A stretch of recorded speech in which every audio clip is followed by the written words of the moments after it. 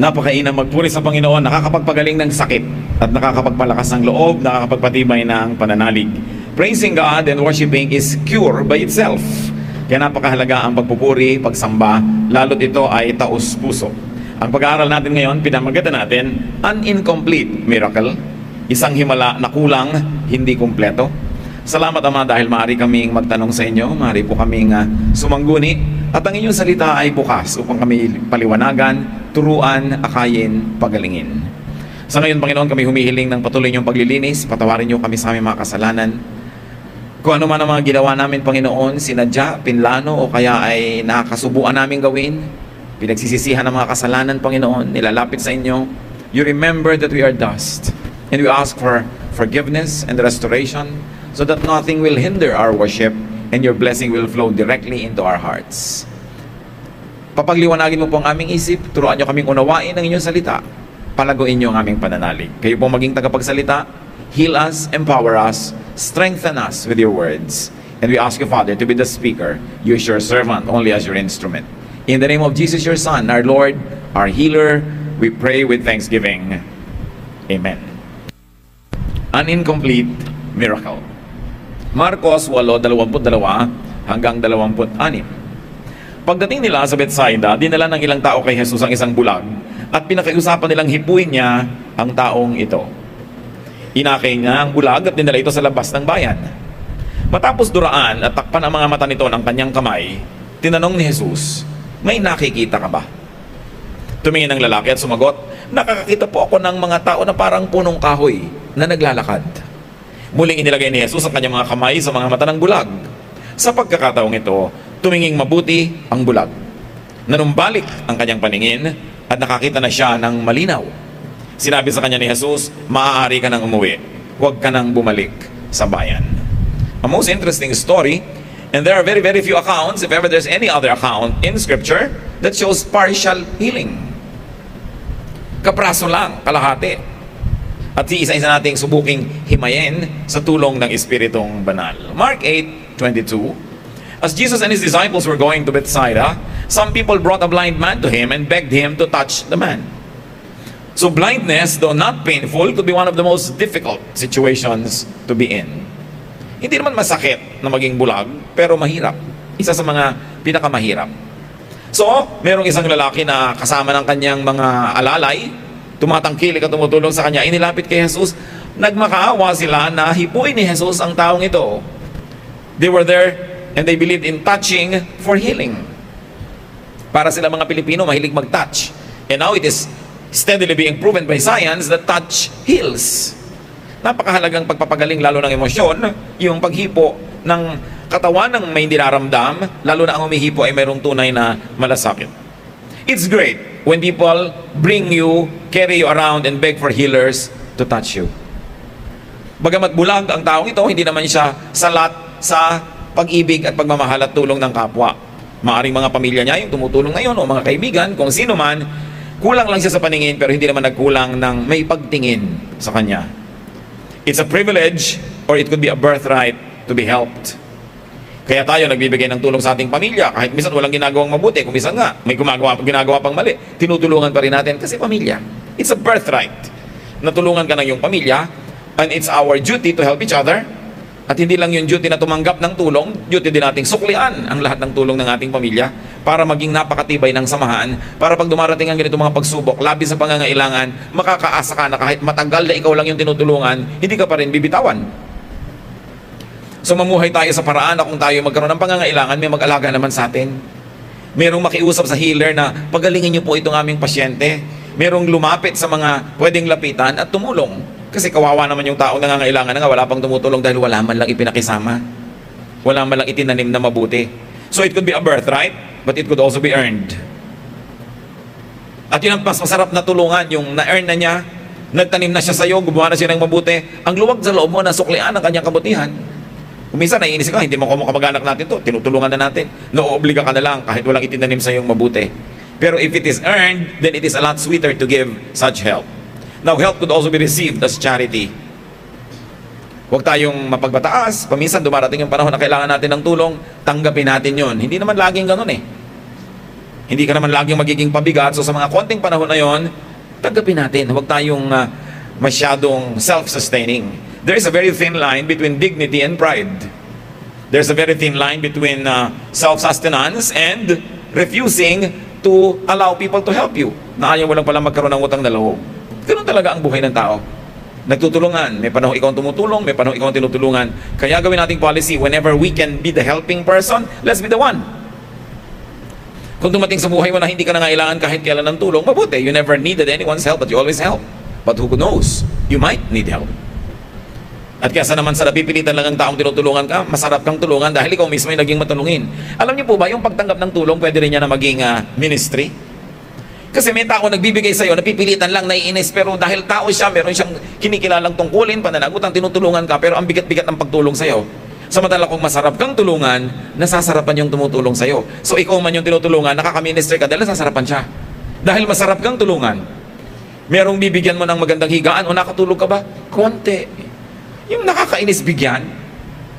Bibigyan mo ng pagkain, nakain niyo po ba? Tinikman ko. Hindi, wow, ang sarap. Alam niyo, papadaliin natin sa taong nagbibigay sa atin, pasarapin natin yung feeling nila, nasa behavior natin yan eh. Kasi nakakadala ring tulungan yung mga taong wala ka man lang kakonswelo sa pagtulong o pagbibigay. So itong lalaking itong bulag, maaring masarap siyang tulungan, akayin, dalhin dito doon, dahil hindi siya pinagsawaan ng mga tumutulong sa kanya. Hindi ko mo may sakit tayo. Hindi ko mo kumisan paralyzed ka, bedridden, mawawala na tayo ng ministry. We can make it at least pleasant for people to help us. May sakit ka, binabantayan ka, at least padaliin mo, pasarapin yung pagbabantay sa'yo. Pag sinabing kakain na po, bumangon ka na, kumain ka na, hindi pipilitin ka pa. Yung kung ano-ano pang reklamo mo sa buhay, nagre-reklamo lang tayo mga kapatid. Kung yung pagre-reklamo mo, merong bunga na maidudulot, nabubuti ang iyong kalagayan. Halimbawa, ang ginaw ng aircon, o magreklamo ka kasi pwedeng hinaan. Walang kahangin-hangin, magreklamo ka kung may bintanang pwedeng buksan para mabuksan. Pero kung wala namang bubuksan, huwag ka na lang kumibo. Ang init, wala namang magagawa yung tao, bumibigat lang ang loob niya at maaari pang mainis sa'yo karareklamo mo. Kung laging masakit halimbawa yung paa mo, talagang araw-araw, masakit na lang, huwag ang sakit ng paa ko, yung may tao na lang, ang sakit ng paa ko. Parang wala nang bago. Parang, ang tagal mo nang may sakit, di ka pa nakaka-adjust. Yung lagi na lang tayo nagre-reklamo. You know what I mean, mga kapatid, ha? Huwag niyong papagsawain yung tumutulong sa inyo, kahit kayo may nararamdaman. Give them some pleasure. Magsukli tayo ng kahit konting konsuelo sa kanila. Be nice. Earn the privilege to be cared for. At ang pinakamasarap alagaan, yung nauna nang nag-alaga sa'yo. Di ba kaya ganyan tayo mapag-alaga sa mga magulang? Kasi nauna na silang nag-alaga sa atin. Pero kung hindi rin man mapag-alaga yung magulang, nauobliga din naman yung anak mag-alaga. Kung talagang kailangang alagaan yung magulang, pero mabigat ang paa, nakasimangot, hindi ganado. Pero inyo yun, bibigyan na lang kayo, hindi pa siya ganado, nalugi pa siya dahil kulang yung kanyang pleasure. That's why we have a duty to make ourselves likable. Jesus' followers are to give this kind of attention even to strangers. Isang leksyon yan sa atin. Tayo yung mga kumikilala sa Panginoon, sumusunod sa Kanya, dapat tayo magbigay ng pagtingin, tulong, maski sa mga di nating kaano-ano. Kaya nga ang binigyan na example ng Panginoon, yung Good Samaritan, tinulungan niya yung hindi niya kalahi. Siya pa na Samaritan na nilalait-lait, minamalit ng mga Israelites, siya pa yung naging matulungin. Lagi po yan na idinidiin sa Biblia, yung maging matulungin tayo to those who don't deserve it. Especially love. Sinasabi nga nila, give love. People need love, especially when they don't deserve it. Because when they deserve it, many people will love them, so they probably don't need to be loved anymore by an additional crowd of lovers. Pero yung talaga nakakainis, yun ang dapat mas mahalin kasi mas needy yun ng pansin. Yung pagtulong po sa stranger, sabi ng Panginoon sa Matthew 25:34 to 36, sa end times daw, sa judgment, then the king will say to those in his right, my Father has blessed you. Come and receive the kingdom that was prepared for you before the world was created. When I was hungry, you gave me something to eat. When I was thirsty, you gave me something to drink. When I was a stranger, you welcomed me. When I was naked, you gave me clothes to wear. When I was sick, you took care of me. And when I was in jail, you visited me. Itinuturing ng Panginoong Jesus na siya ang may utang sa bawat tao na gumawa ng mabuti sa mga nangangailangan, lalo't hindi kayang magsukli o magbayad sa buting tinanggap. Sabi niya, pagpapalain ka ng Ama sa langit, narito tanggapin ninyo ang inyong mga gantimpala dahil nung nagugutom ako, pinakain ninyo ako. Nung ako'y nakakulong, dinalaw ninyo ako. Nung ako'y nahubaran, ako'y dinamitan ninyo para huwag akong ginawin. Sabi nga ng mga tao, kailan naman po nangyari sa inyo yan para wala kaming maalala na ginawa namin yan sa inyo? At sinabi ng Panginoong Jesus, Aba, ginawa nyo yan sa akin tuwing ginagawa nyo sa inyong kapwa. So yung kapwa mo na ginawa mo ng mabuti, hindi man yun gumanti sa'yo, alam ng Panginoon at siya ang magbibigay ng gantimpala. Samantalang masarap isipin may gantimpala, nawawag lang naman yun na maging motivation natin sa paggawa ng mabuti. Kasi yung paggawa mo ng mabuti, gantimpala na yun, you feel good. Kesa yung nagdamot ka, pinagkait mo, kahit na-preserve yung pera mo, na-preserve yung resources mo, there is something of you that dies. There's a part of you that grieves whenever you don't do right, whenever you don't give to the needy, especially when you can. So why kill a part of yourself? Why grieve a part of yourself when you can add life or give happiness to that part of you? So when you're charitable to others, actually you also become a recipient and a beneficiary of that same charity. Not to mention the eternal gifts that God prepares for those who help others. Kaya tayo matulungin. At ang pagiging matulungin, likas na ng isang taong lalong kinakasihan ng Espiritu ng Diyos. Nalulungkot ka kung hindi ka nakakatulong. So bakit mo papalungkotin ang sarili mo para lang makasave ka? What is really more valuable? Your spiritual and emotional well-being or physical things? Mark 8:23, balik tayo sa kwento ng lalaking bulag. Jesus took him by the hand and led him out of the village, where he spit into the man's eyes. He placed his hands on the blind man and asked him if he could see anything. Kakaiba ito. Let's analyze the Jesus way to healing the man. First, take him by the hand and lead him out of the village. It was very personal. Maraming mga tao pinapakiusap kay Jesus na pagalingin niya, hipuin niya yung bulag. Ang ginawa ng Panginoon, kinuha niya ang kamay ng lalaki, inakay palayo sa mga tao, palabas ng bayan. At nung sila'y nandun na sa ilang na puok, tahimik na lugar na walang mga taong nag-uusyoso, liban na lang sa mga disipulo ng Panginoon at talagang kasama niya, gumawa ang Panginoon ng kakaibang paraan ng paggagamot. Dinuran niya yung mata. You know, it was very personal. Saliva. How personal can you get? No? At talagang dinuran niya yung mata. At pagkatapos hinipo niya. Napaka-intimate ng pagpapagaling. But first, let's notice that the Lord took him away from his milieu. Inalis sa piling ng mga kaibigan, kamag-anak, mga kabarkada. Inalis niya doon sa environment. Total, hindi naman siya gumagaling sa environment na yun eh. Bakit kailangang i-maintain yun? May isang lesson dyan na maaaring i-apply sa maraming uri ng pagpapagamot. Leave the crowds behind and shut them out. Hindi natin alam kung may kontribusyon yung crowd sa pagkakabulag niya. Pero alam natin sa buhay natin na kung minsan may kontribusyon ng mga kaibigan mo, kaya ka adik. Therefore, kailangang iwan mo sila, lumayo ka sa kanila para ka mapagaling ng Diyos. Kung ikaw naman ay adik sa chismis, adik sa daldalan, gusto mo talaga ma-improve ang iyong karakter, kailangan, hindi ka man physically lumayo sa mga kachismisan mo, huwag ka nang sumali sa kanilang mga gawain na ganyan. Kaya kung ikaw ay may sakit, ina-isolate ka kung nakakahawa ang iyong sakit, para yung naghahawa sa'yo, tumigil ng paghawa sa'yo, at ikaw man huwag manghawa ng iba. Hindi ka dapat sentimental pag ina-isolate. Meron pa mga kamag-anak, pagka may mga sakit sila nakakahawa, bibigyan mo ng sariling plato, baso, kutsara, magtatampo pa, pinandidirihan niya na ako. Opo nga. Correct kayo dyan. Di ba? Nakakadiri talaga kayo. Di ba? Kaya dapat kayong pagalingin. Gusto nyo ba magkasakit din kami? Wala na mag-aalaga sa inyo. Pare-pareho na tayo. Huwag kayong magdramang bukid. You have to be isolated. Dahil may sakit kayong nakakahawa. Kailangan pa bang ipaliwanag yan? Kaya kung tayo naman yung, huwag na nating abangan na pandirihan tayo, no? Tayo na mismo yung mag-isolate sa sarili natin. Uubo ka, babahin ka, magtakip ka ng kumot na iloko. Para wag tumalsik yung mga kung ano-ano mo sa kapwa. Tapos pag naglayuan, nagtataka ka pa, pinandidirihan ako. Eh, kadiri ka naman talaga. Natural lang. Yun ang mga waiter, yung may daladalang pagkain sa'yo, tapos kasi sir, ibot mo na yung pagkain ko. Ha, mamaya ka muna magsalita dahil dyan na naglalanding yung mga laway mo. Hindi naman bulag yung plato para muduran. Maraming mga pagsasalita kasi, kayo mga food server, kayong daldalan ng daldalan sa harap ng pagkain. Dahil talagang naliligo na ng mga laway nyo yung embutido. Kailangan, maingat tayo sa kanyang mga bagay. Meanwhile, nakakapagpagaling naman yung laway ni Lord. Salamat na lang. Di ba? Kung si Lord yun, kahit matalsik ka, blessing. So, dito na dyan talaga. But remember this, don't hesitate to live those that infect you. Gusto mo yung tumino ang buhay mo, iwan mo si number 2. Gusto mong mapaayos, iwan mo yung nakakatempt sa'yo. Gusto mong magtipid, gupitin mo ang iyong mga credit card. Lalo hindi mo mapigil ang sarili mo sa paggamit. Kailangan humiwalay ka doon sa nagbibigay sa iyo ng sakit. Yun ang ginawa ng Panginoon. Halika muna anak. Niyaya niya lumayo. It was meant to be distant. Para ka gumaling, dapat lumayo ka sa nag-i-infect sa'yo o sa pumipigil sa iyong kagalingan.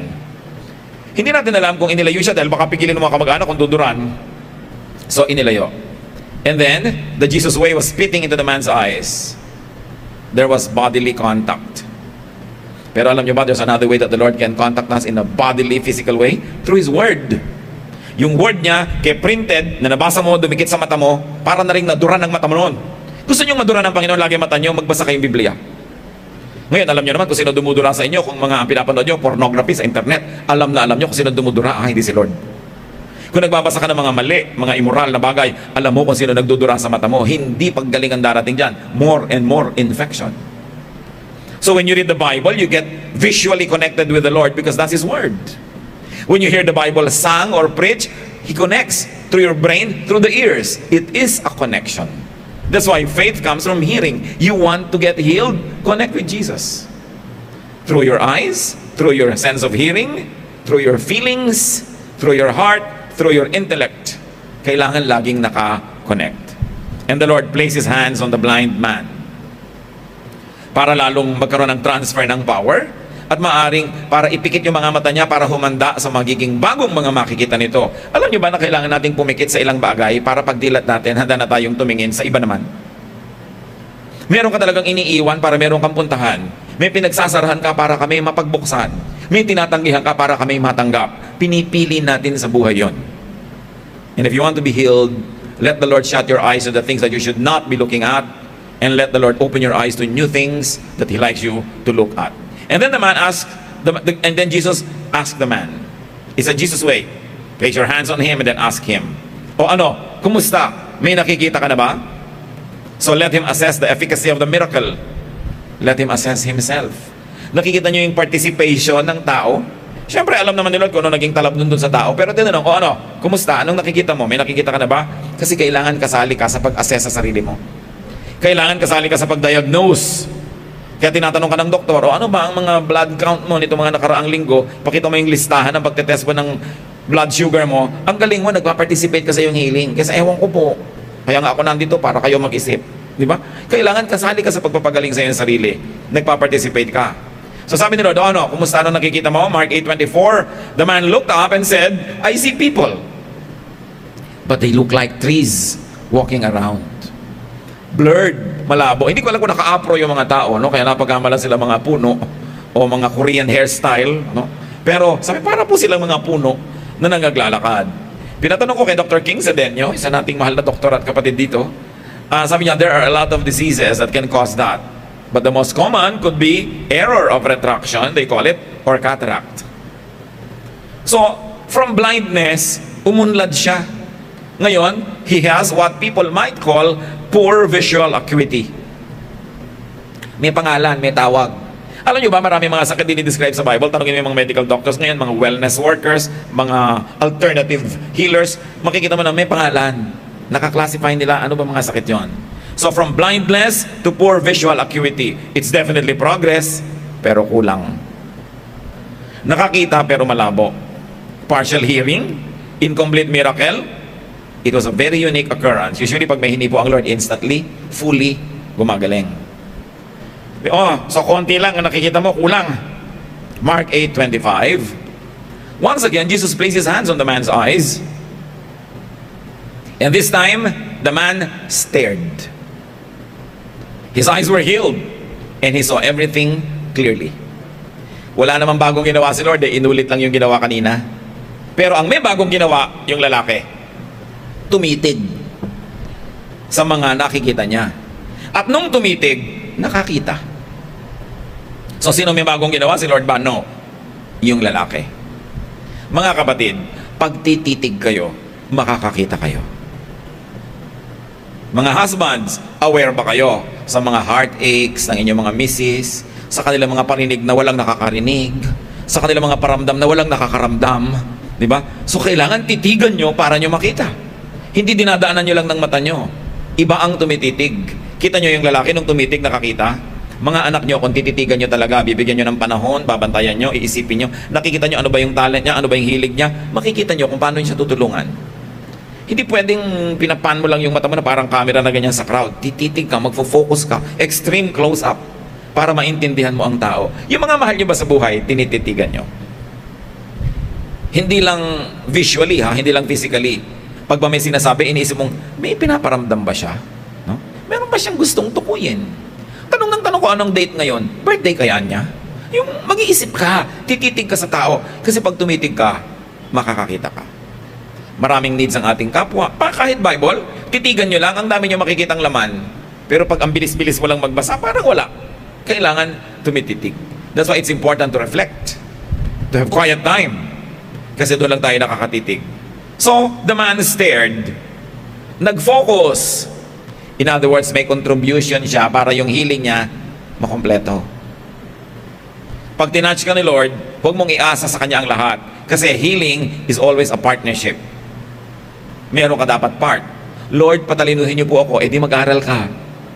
Papasahin niyo po ako sa exam, mag-review ka, i-condition mo ang sarili mo. Paasensuhin niyo po ang buhay namin. Magsikap ka, magtrabaho ka, mag-invest, mag-save.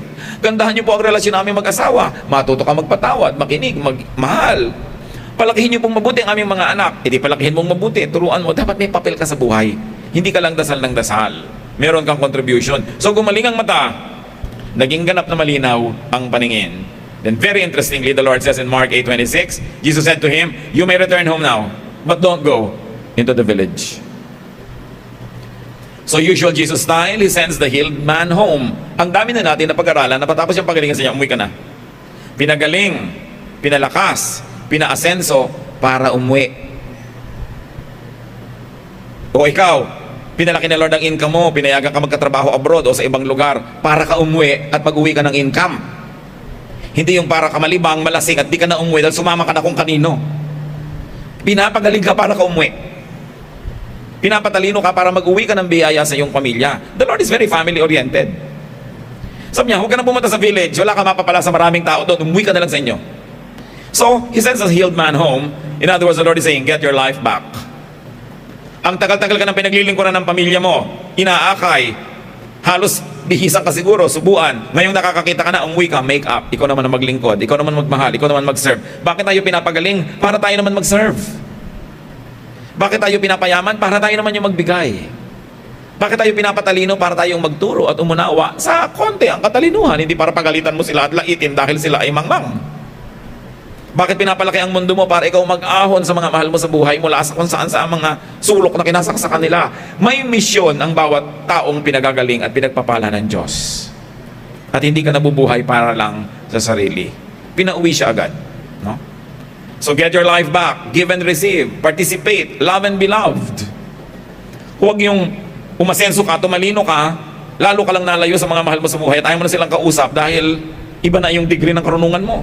Dapat ngayon, magiging blessing ka para sa kanila. Tandaan nyo, pinauwi.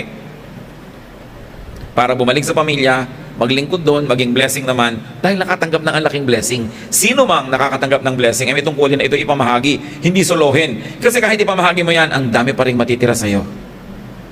Kaya hindi tayo dapat na makasarili. And the Lord avoids publicity. Hindi niya sabi, o sige, parada mo ang sarili mo, pumunta ka sa mga dyaryo, pumunta ka sa TV, ipakita mo na gumaling ka. Para maraming sumunod sa akin at umattend. He commands the healed man not to return to the crowds. There was no need for publicity. There was no need for the crowds to see this. Alam niyo ang Panginoon, hindi naman siya nagmimiracle para malaman ng iba na nagmimiracle siya. Nagmimiracle siya dahil kailangan ng tao. So beware of camera-hogging miracle workers. Yung mga religious workers na televise lahat ang ginagawa, nakalista lahat ng mga pinagagagawa, kung totoo man na may miracle, kasi sobrang nagkakaroon ng effect yung publicity. Ayaw ng Panginoon. So sino man ang nakakapagpagaling dahil sa Panginoon, nagiging instrumento ng pagpapagaling, hindi dapat mahilig sa publicity. Kasi ang tao naman hindi dapat lumalapit sa Panginoon dahil lang sa himala. Nagiging fringe benefit na lang yon. For some people, the Jesus touch or healing requires leaving the village crowds. So kayo mag-apply mga kapatid sa buhay nyo yan. Ano ang kailangan nyong iwan para kayo gumaling? Ano ang kailangan nyong gawin para kayo makakita? Ano man ang ibig sabihin ng makakita? Leaving some people and connections, leaving activities could be what you need to heal. Especially those that cause and worsen our blindness. Whatever blindness means to you. So, to be healed inquires living parts of a lifestyle. O gusto mong huwag nang mag-worsen na yung diabetes, tumigil ka na ng kakakain ng matatamis. Meron ka kailangan gawin. May lifestyle change dapat. Nalaman mong may ganito kang sakit, bawal kang kumain ng ganon. Well, huwag ka na magkakain nun. Yun ang kailangan mong gawin. Meron kang kailangan bitawan. You cannot have your cake and eat it too. You cannot have your healing and yet eat all the things na bawal. Meron dapat na mag-go. Something has to go. Something has to be sacrificed. Now, healing could be all partial only because of their lack of capacity to receive power from God. Nakita nyo, nung tumitik, nakakita lalo. Meron kang part. Pag gumagaling ka, lalo't nakatikim ka na ng konting miracle, konting galing, partial healing, ituloy mo yan at lalo ka mag-focus para mabuo. Lack of faith could be a cause for partial miracles. Dahil hindi ka naman totally faithless, nakakatanggap ka rin pero kulang. Mga kapatid, higit na nakakarami sa atin, ganito ang karanasan. Hindi naman marami yung biglang instant na hihili. Buong buo, di ba? Hindi naman yung biglang hinipon ng Lord ang buhay mo, umasenso ka, umaman ka na bukas. Minsan partial, nagkakaroon ka lang ng pagkakataon magkaroon ng more deals, more openings for income, nakakatikim ka, partially. It is to tell you to go on, tumitig ka, pursue it, focus, para mas maraming mangyari. Mark 9:23, if you can, said Jesus, everything is possible for one who believes. Sabi sa niya, Lord, kung kaya nyo po, subukan natin, pagalingin nyo ito. Ha? Kung kaya ko? Wala sa akin yan. Nasa inyo. Walang imposible sa nananalig. Sabi niya, so nananalig kang konti, nakakatanggap kang konti. At yung pagtanggap ng konti, hindi dapat dahilan para tayo sumama ang loob na konti lang natanggap ko. Napapatunayan mo, oo nga pala, nakakatanggap kahit konti. Oo nga pala, nakakita ko kahit para mga punong gumagalaw. So ba't hindi ko dagdagan pa yung pananalangin at dagdagan ko pa yung pananampalataya para lalong mabuo yung sinimulan na ng Diyos sa magandang bagay sa aking buhay. Luke 1:37, the angel said to Mary, nothing is impossible for God. The amount of blessing we receive is determined not by God's capacity to give, but by our capacity to receive. Nasa kakayanan mong tumanggap, ang dami ng iyong tatanggapin. Hindi yan nakaasa sa kakayanan ng Diyos dahil walang hanggan ang kakayanan niya. Ang naglalagay ng hangganan, yung kakayanan nating maniwala, kakayanan nating tumanggap. Kasi naniniwala ka nga pero hindi ka naman nakapwesto. Naniniwala kang uulan bukas pero hindi ka lumabas para sumahod. Umulan nga pero wala ka rin nakuha. Kasi hindi ka lumabas. Dapat may gawin ka. Naniniwala ka na mapapagaling ka ng Diyos, gawin mo yung part mo. Naniniwala ka na gusto ng Diyos maganda yung samahan yung mag-asawa, gawin mo yung part mo. Matthew 8:13, then Jesus said to the officer, you may go now. Your faith made it happen. Right then his servant was healed. Laging ine-emphasize ni Lord, your faith has healed you. Yung babaeng dinudugo, sabi niya, your faith has healed you. Of course I heal. I'm always a healer. But why don't people get healed? Because they don't have faith. But if you have your faith, you get healed. Sabi niya, it is your faith who heals. Healing is always available. Because God is always available. But it is your faith that limits or determines the amount of healing, blessing that you will receive. Matthew 9:29, then he touched their eyes and said, according to your faith, let it be done to you. Kung gaano kalaki ang pananalig mo, ganun kalaki ang tatanggapin mong himala. So kung meron tayong project, mga kapatid na mahalaga, develop your faith. Many people develop their bodies, good. Some develop their talent and skills, good. But what can happen if we developed our faith? Kailangan nating laging i-practice. Laging mananalig ka, tapos papatunayan mo totoo, lalong lalaki yung kapasidad mong manalig, lalong lumalaki yung tatanggapin mo, mas lumalaki yung kapasidad mo, palaki ng palaki, hindi paliit ng paliit. Another determining factor of healing is lack of surrender. This man surrendered himself to Jesus. Can you imagine being taken away from your caregivers by this man called Jesus, being taken away from them out into the wilderness outside of the town? Pagtitiwala yun, ha? Saan niyo po ako dadalhin? Nasaan yung mga kamag-anak ko? Ba't iniwan natin? Saan niyo ako dadalhin? Ano mangyayari sa akin? Marami mga tao hindi nakakarating sa labas ng bayan para pagalingin ni Jesus kasi ayaw nilang iwan yung mga nakasanayan nilang kasama at ayaw nilang magtiwala kay Jesus. Pwede ba ako magtiwala? May ipapagawa sa'yo, pwede ba ako magtiwala? Pwede ko bang panghawakan ng mga sinasabi niya? Sabi Lord, halika, sumunod ka sa akin, akayin kita. Sumama. May nangyari tuloy. James 4:7, surrender to God. Resist the devil and he will run from you. Magtiwala tayo na kung merong pinagdadalhan sa atin ng Panginoon at malinaw, tayo pumunta. May iwanan. Sabi, pagka iniwasan mo ang demonyo, siya na mismo, tatakbo palayo sa'yo. Kaya lang lumalapit yan sa'yo kasi nakakahalata na gusto mo siyang nandun. Pero pag ipinakita mo sa kanya ayaw mo, aalis siya. Alam niyo ba na hindi natin kailangang makipagbakbakan, makipag-wrestling sa demonyo? Sabihin mo lang, alis dyan. Aalis siya. In the name of Jesus, every knee will bow. In heaven, on earth, and under the earth. So you say, in the name of Jesus, temptation, leave me. Pero totoohin mo yun, ha? Hindi papalayasin mo sa front door, tapos bubuksan mo yung back door. Doon ka nalang bumalik. Ha? Merong konting provision. Titigil ako manigarilyo, pero may 3 baon, just in case. So, ano yun? Pwede kang balikan. Maghiwalay na tayo, Papa, kasi hindi bagay sa atin magkasama dahil pareho tayo may asawa. Ano nga ang bago number mo? May re-record po. Bakit ka ba nakipaghiwalay? Meron kang binubuksan na backdoor. Itong lalaki to sumama, walang alinlangan. And when away from his usual environment, he had no choice but to really rely on Jesus. Then Jesus proves reliable. Pero pag sinabi mo kay Lord, wala pa akong tiwala sa inyo, konti lang, so maglalagay ako ng ibang support dito, konti lang din ang gagawin niya sa'yo. Konti lang pala naman ang pananalig mo sa buhay. Yung pagtitiwala, napakahalaga. So you surrender to God's dealing, to God's healing, God's touch. May mga bagay na alam natin talaga yun ang will ni Lord. May asawa ka, may tumutukso sa'yo. Alam mo na alam ang will ni Lord. Hindi na pinag-iisipan. Be faithful to your spouse. Iniisip pa ba yun? Hindi na. Alam mo yun ang God's will. Mamahalin mo yung anak mo o papabayaan mo, magiging makasarili ka o magsasakripisyo na para sa mga mahal mo sa buhay. Alam mo that the Lord likes you to be giving and to be loving, not to be selfish.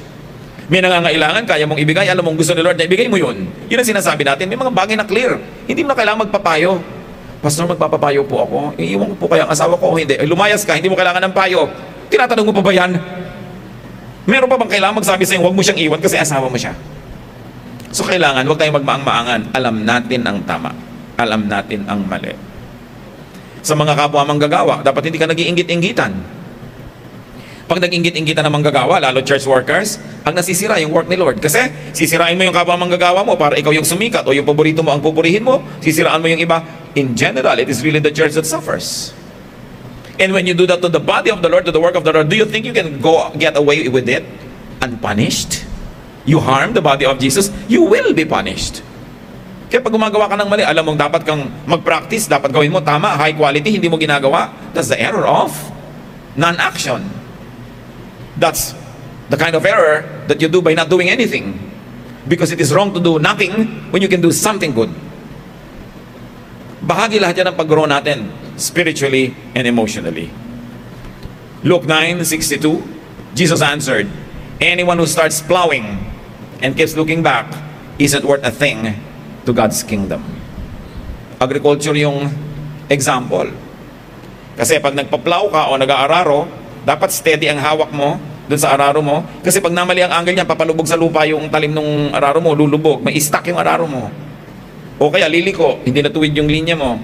Kasi sabi niya, kung sumunod ka na kay Jesus, huwag ka ng lingon ng lingon. Diyan ka na lang sa sinusundan mo tumingin para ka makafocus. Merong ganon. Magsiserve sa Lord, tapos kung anong nililingon, kung ano-anong inaatupag, magmimisyon, magtuturo, kakanta, magpo-full-time work, pero hindi naman nakafocus sa ginagawa. Kung ano-anong inaatupag, kaya nandong lumiko, mabaon yung araro niya, hit and miss. Sabi ni Lord, sa palagay mo, may mararating ka? Wala. You are not worth a thing to God's kingdom if you keep looking back.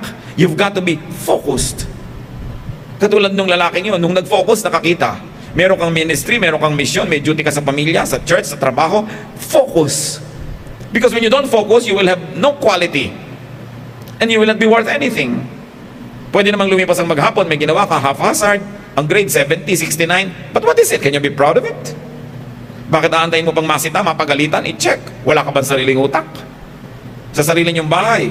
Hindi ka ba tumutulong na magpatay ng ilaw, magtipid ng kuryente, magtipid ng tubig? May kailangan pa ba magsabi nun sa'yo? Kasi pag nag-aaksaya ka, hindi ka man mapagalitan.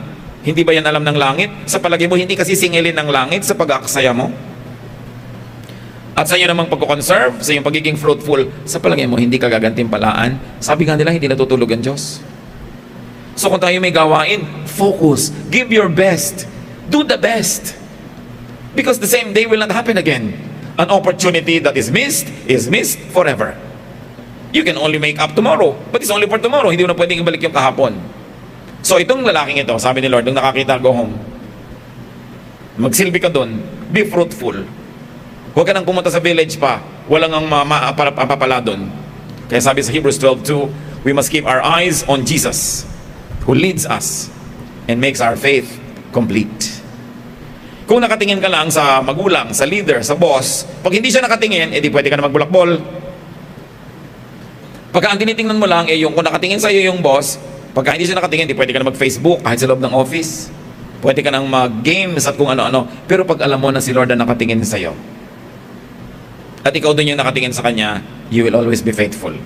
And because you are faithful, you plant, therefore you harvest. It is for your own good. Kaya yung mga mag-asawa, kung ang tinitingnan nyo lang, nababantayan kayo ng asawa nyo, paano na kung out of town kayo? O wala kayo sa bahay, may kasama kayong iba. Do you still behave? But remember, nakatingin pa rin sa inyo Diyos kahit hindi kayo nakikita ng asawa nyo. So pagka sa Diyos ka lagi tumingin, mapapaayos ka. Kaya ang gusto ni Satan, tumingin ka sa iba. Para ka mailigaw, para kanya malibang, para huwag mong magawa ang dapat mong gawin, at imbes ikaw ay magkaroon ng gantimpala, parusa at palo ang tatanggapin mo. Maraming mga tao, partially healed and blessed. Marami sa atin ganun ang estado sa buhay. Binless, pero parang hindi kompleto. Alam nyo na kung bakit. Sabi ni Lord, if I can, everything is possible for those who believe. So niya, kaya kailangan lubusin nyo. Focus. Be thankful even for partial miracles. At least nagkaroon. For partial answers or solutions and provisions. But, ask God for more.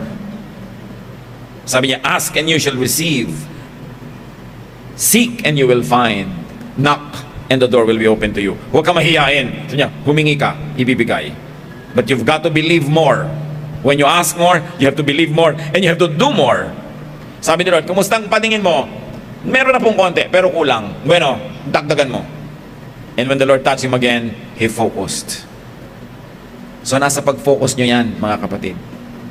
Humingi kayo ng negosyo, ng tindahan, let's say sari-sari store, nabigyan kayo, pero hindi pa kayo happy sa income, kulang pa, tumitig pa kayo, magdagdag pa kayo ng tinda, mas maging creative pa kayo, lagyan nyo ng value added ang tinda nyo. Kung ang tinda sa iba ay mangga, yung mangga nyo may dagdag na asin, may value added. Kung yung iba may gano'n lang na tinda, sa'yo mayroong magandang service o may discount. Lagi, kung pare-pareho at may kakompetensya ka, syempre you have to have an edge. Focus, do more. Mayroong competition, do more. Because as you do, you receive. As you give, you get. That's the rule of life. Hindi pwede nagkaroon ka ng input na walang output. Because you receive what you give, you harvest what you plant. Therefore, what you are harvesting now is what you planted. O kaya, wala ka palang harvest ngayon, pero bukas pala simula na, don't give up. Because you know that everything that you plant will be bearing fruits. Ask God for more, believe more, stare more intently, and receive more touch from God. Nagkaroon na ng initial touch si Lord, sabi niya, kulang pa po, o tinouch siya uli. Be touched again. Na-bless ka na isang message, makinig ka pa. Na-bless ka sa kanta, dagdagan mo pa. Na-bless ka pa nagko-quiet time ka, dalasan mo pa, habaan mo pa. Dagdagan mo para dumami ang bunga. As we need full healing, as we need full touch, then we should give full attention to Jesus. Give fully. You give to the work of the Lord, you give to the needs of others, whether you like it or not, you will receive blessing because that is the will of God. So ang tanong mga kapatid, ano na po mga partial healing ang natanggap natin, partial blessing? Gusto niyong buuin? Focus. Ask Jesus to touch you again. Ama namin, salamat dahil pwede kaming humiling, pwede kaming manalangin. Pwede kaming magpahipo sa iyong anak na si Jesus. At yan ang aming dalangin ngayon, Panginoon. Hipuin niyo po kami. Gusto naming makakita, makarinig, makakilos, lumaya, maging fruitful. Touch us. While heads are bowed, I like to pray for people na meron kayong gustong hingin kay Lord. Parang hindi nyo pa natatanggap anumang sagot doon o hindi nyo pa nahihiling, but now we will pray together. Hilingin nyo, tumayo kayo. Kung may sino man ang meron gustong hingin sa Panginoon na hindi nyo pa natatanggap o hindi nyo pa nahihiling, ha? Tatayo tayo at mananalangin. Sa pagtayo nyo pa lang, statement of faith. Lord, tumatayo ako, ibig sabihin na nanalig ako. Hindi ako nahihiyang manalig, hindi ako nahihiyang tumayo. Dahil talaga na meron akong gustong hingin. At gustong-gusto ng Panginoon na hinihingan siya. Parang mapagmahal na magulang, ikinatutuwa niya pag humihingi yung anak, lalo't hindi naman abusado. So mga kapatid, dahil tayo naniniwala sa ilang saglit, humingi kayo. Sabi niya, ask, and it will be given you. Right now, God is listening. Ask for what you want from God.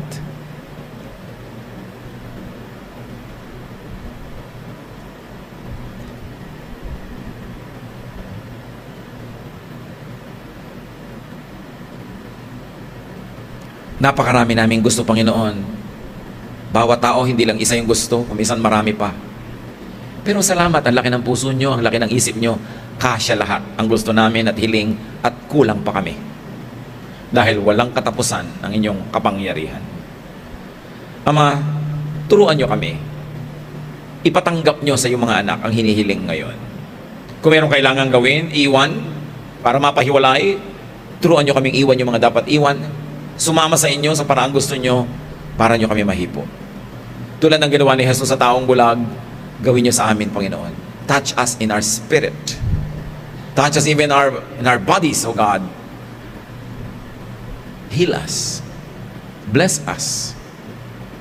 Give your people what they're asking for. Wala naman kami ibang kinikilalang Diyos, kaya sa ilang lalapit, wala mang patago, malakas ang loob humingi dahil sa iyong mga pangako at dahil alam namin mapagmahal kayo at makapangyarihan. Mga kapatid, tanggapin nyo. Ngayon din, ang hinihingi nyo sa Panginoon. Huwag mag-alinlangan, manalig, at patuloy nyong gawin ang dapat gawin. At kung sakasakali na bahagi yung tanggapin, ask for more, stare more intently, and receive the fullness of what you ask for.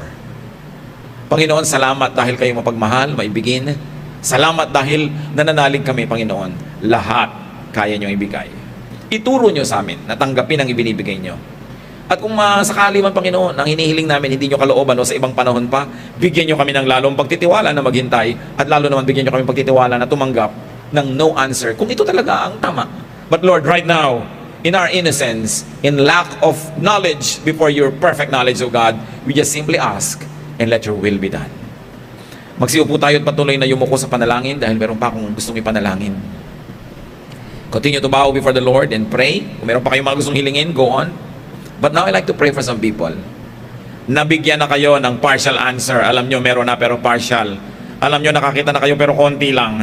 Nabigyan na kayo pero hindi buo. Pero ngayon gusto nyong buuin. Tumayo kayo, hihingi tayo sa Panginoon para mabuo yung mga kulang pa na yan. Praise God for those who stand. Sino pa magsasabihin, Lord, alam ko binigyan nyo na ako pero dagdagan nyo pa please according to your love. Sino man ang magsasabi niyan, total, nakatikim na tayo ng kaparaso, Lord, bigyan niyo po kami ng buo, paramihin niyo pa. At ituro niyo naman sa amin kung paano tititig so that we can do our part. Lord, tumatayo mga anak mo, nananalig, nabigyan mo na partially. Tulad ng lalaking bulag. Gusto namin, Lord, full. Total, humihingi na kami, bubuoy na namin. Give in fullness the blessings that your people seek for. Hindi nyo naman ipinaghihirap ang ibinibigay nyo sa amin. Hindi nyo naman kabawasan sa inyo. Panginoon, hinihiling namin, buuin nyo. Kaya lang ituro nyo sa amin how to look more intently, how to focus so that we will receive what we are asking for. Ituro mo sa amin how to do our part so that we can receive in full what you want us to give. Sige, magsiupo kayo mga kapatid. Magpasalamat dahil ang Diyos ay dumitinig sa panalangin at sa ilang saglit papatuloy tayo makipagdinig sa Kanya in silent prayer. At kasama, I like to challenge you, pwede na pumuupo mga kapatid, I like to challenge you. Kung meron naman kayong ibinibigay sa mga mahal nyo sa buhay tapos partial, buuin nyo rin. Hindi lang tayo ang hihingi sa Diyos ng buo, dapat din tayo magbigay ng buo. Husband ka, give your full love. Wife ka, give your full service to your husband. Anak ka, give the full respect to your parents. Parents, give your full support. Kaibigan ka, tumulong ka ng buo. Kasi humihingi tayo ng buo sa Lord, tapos kumisan tayo kung magbigay, kapra-kapraso sa kapwa. Remember, what you give is what you receive. Lord, teach us that it is our generosity to others that opens the key, the door to your generosity to us. Teach us to do our part.